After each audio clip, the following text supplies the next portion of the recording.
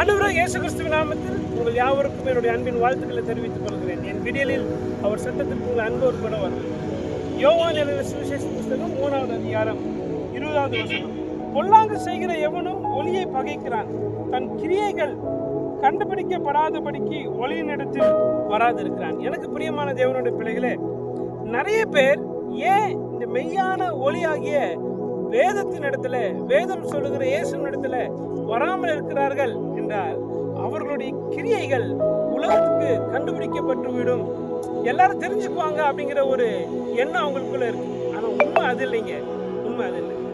எவன் ஒருவன் இயேசுவின் இடத்துல, இந்த வேதம் சொல்லுகிற இந்த வெளிச்சத்தின் இடத்துல வருகிறானோ, அவனுடைய இருள் விலகி அவன் வெளிச்சமாய் மாறிவிடுவான். அதுதான் ஆண்டவர் சொல்றாரு, நீ உலகத்துக்கு வெளிச்சமா இருக்கிறேன்னு.